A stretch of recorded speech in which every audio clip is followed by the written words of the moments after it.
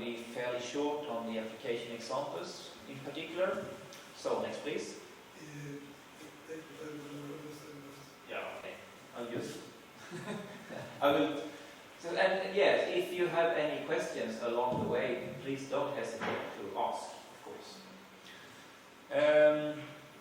So, first, I want to give a short overview of the area.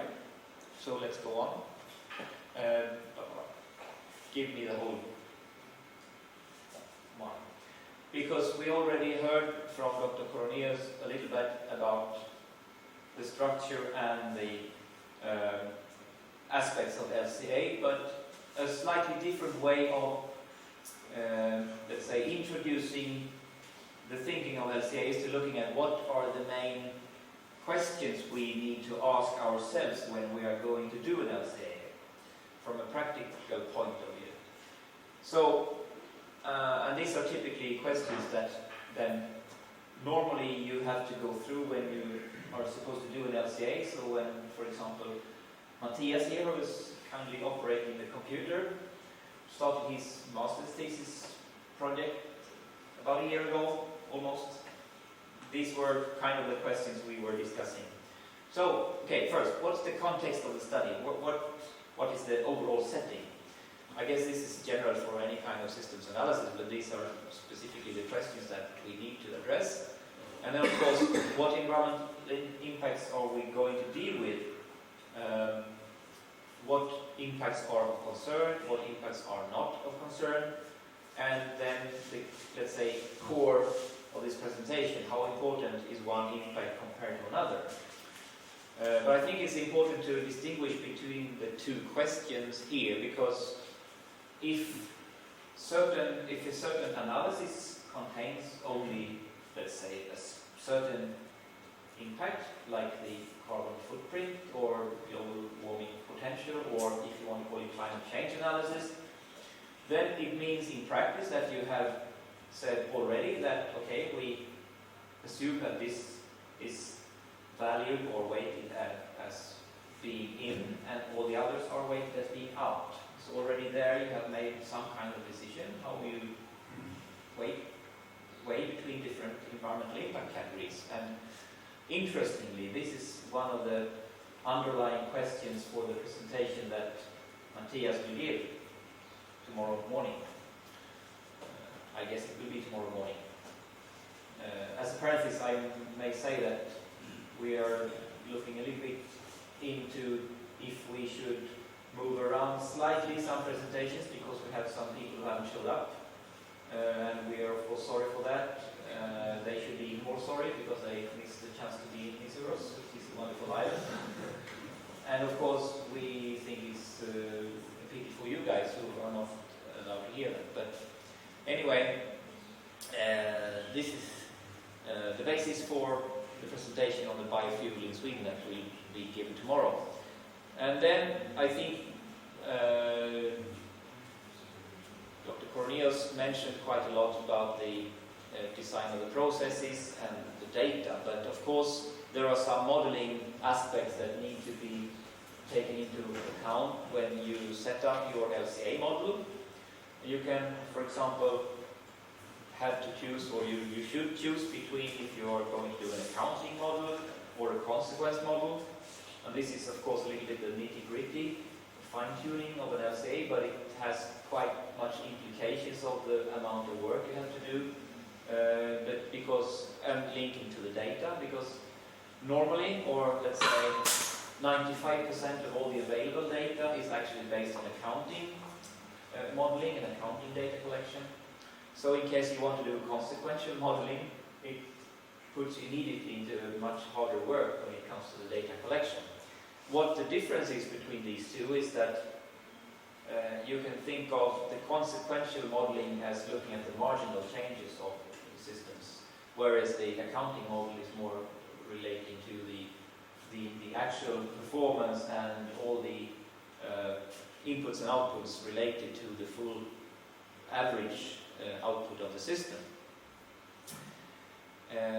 So these two first questions are actually rather similar. But of course, when you look at the consequential modeling, or in fact, if you want to call it the marginal changes, that is a bit then related to what are the scale of the changes here. For example, consider that you have a system that generates waste. So if you look at a single product, the amount of waste will be rather small. So if you then want to assume some kind of waste treatment of that waste stream, well, you can assume that it can go within the current infrastructure of waste management. But if you consider, let's say, the product flow on a national scale, if you change something in the system so that the waste flows also change, it may in fact influence the infrastructure, because you may have to assume that a new waste incinerator is built, or that a new recycling plant is built, or in fact the other way around, that you can actually close down, for example, the waste incineration plant. So you will influence something that really also has a big role in the overall system performance. So that's really something that comes into the picture in many cases. And then third issue here is the issue of allocation. Basically, if you have a multi-input or a multi-output process, normally it's considered in terms of a multi-output process, you need to somehow assign the impacts related to that process to each of these outputs. And there are some alternatives how to do this, and normally you cannot easily tell from a completely technical or scientific point of view what is the appropriate method of doing that. You can consider, for example, agriculture process of producing rape seeds, which are then converted into biodiesel.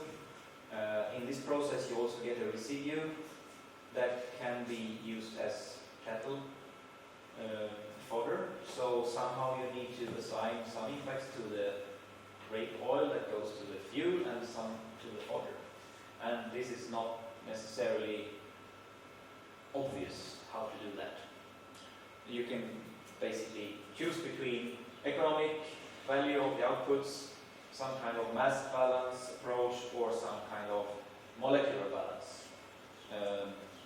And in some cases it makes even sense to go for 100% allocation to one product and nothing to the other one. So these are issues that are discussed. Actually, there has been fairly intense discussions between at least three different business or trade organizations on the European level recently, relating to something that they refer to as the cow model.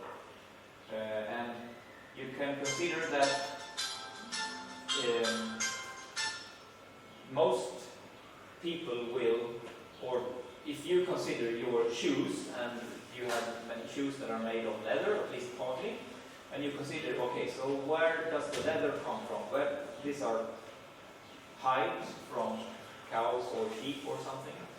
So, yeah, how are they produced? Well, they come from the animal, obviously, but they are taken out because we want the meat or we want the milk from the cow. So, and then let's say the leather industry, their starting point is that the hide is a waste stream from the cattle production. So they, let's say, don't want to carry the burden of the cattle management. Whereas from the other side, the meat producers and also the milk producers of the dairy industry, they want to be able to subtract a part of the environmental impact from the cattle management because they are selling the hides to the leather industry. So that was the basic of this quarrel, basically. Now they have still not reached any agreement, but they are at least discussing it within these groups and among each other, or also in a joint discussion. So that's an important point to make. I guess as long as we keep the LCA work within the research arena, we can always play around with different alternatives for allocation without really making too much problem. We can always say that if we do like this, we have a result coming out like that, and if we do like this, we have a result coming out like that. But of course, when life cycle assessment is entering into policy and translated into various legal proceedings, then it's quite important that there is a clear statement and also just, well, a main agreement, or at least an understanding of why a certain allocation procedure has been put into play. One of the few examples where actually a life cycle assessment methodology has been put into real policy on the European level is on the Renewable Energy Directive for, in particular, vehicle fuels. So there was, let's say, a decision from the policy side that everything should be calculated according to the energy balance of the outputs. So if we go back again to this issue of the rapeseed oil going to vehicle fuel and the residual going to cattle fodder, the energy allocation rule would apply in that case. So the energy amount going with the oil would then decide what impact the rapeseed oil would carry along with it, and the energy content associated with the fodder would decide the impacts associated with that one, and then being deducted essentially from the rapeseed oil.